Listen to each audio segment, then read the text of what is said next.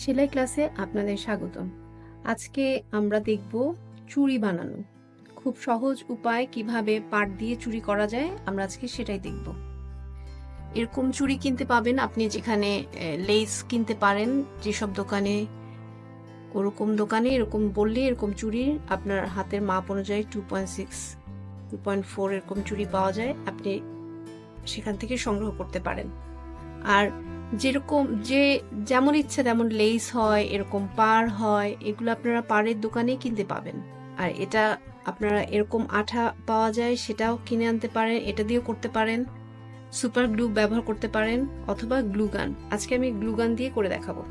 খুবই সহজ, কিন্তু আপনার ম্যাচিং করে আপনি যদি জামাতেই পার বসান, সেটার সাথে ম্যাচিং করে আপনি এরকম পার বসিয়ে নিতে পারেন চুড়িতেও, দেখতেও কিন্তু মজা লাগবে।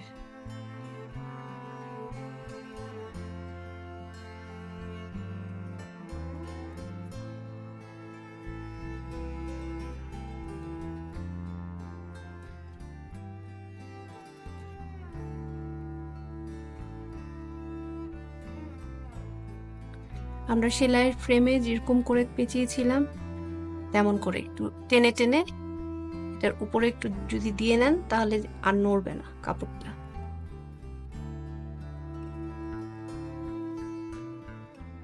এবং অল্প অল্প করে আঠা দিয়ে নেবেন, নাহলে শুকিয়ে যাবে। এটা এত সহজ, বাচ্চাদের দিয়েও করাতে পারেন। এক্সট্রা অ্যাক্টিভিটিসও হবে, আবার নতুন কিছুটা তৈরিও হলো।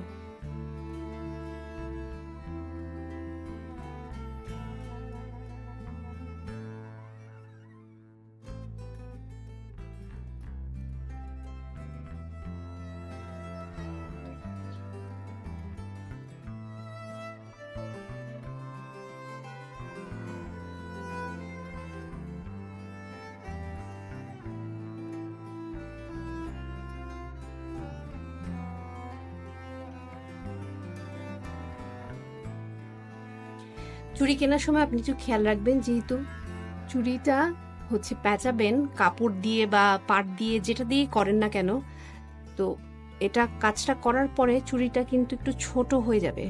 তাহলে আপনি যেই সাইজের চুড়ি পরেন তার চেয়ে একটু বড় কিনবেন চুড়ি।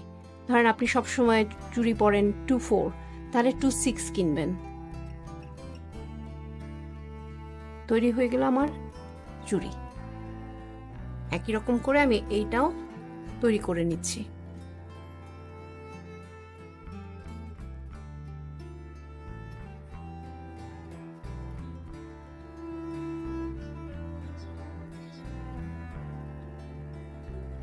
অনেক সময় এমন হয় যে ড্রেস পুরনো হয়ে গিয়েছে কিন্তু লেসগুলো একদম সুন্দর আছে, সেক্ষেত্রে আপনারা জামা থেকে সেই লেস খুলে নিয়েও এরকম করে চুড়ি করে নিতে পারেন।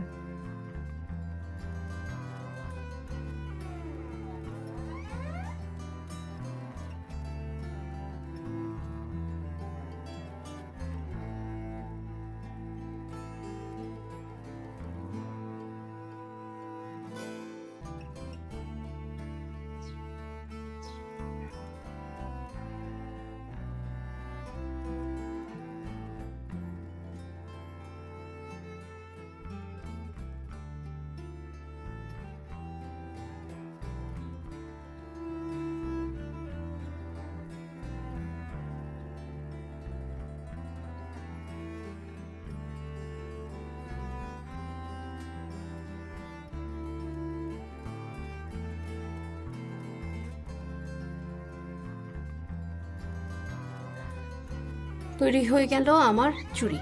খুব সহজেই তৈরি করে ফেলতে পারেন আপনারা, যে কোনো কাপড় দিয়ে, লেস দিয়ে। আশা করি যারা নতুন কিছু করতে চান, শিখতে চান, তাদের জন্য ভিডিও বুঝতে কোনো সমস্যা হয়নি।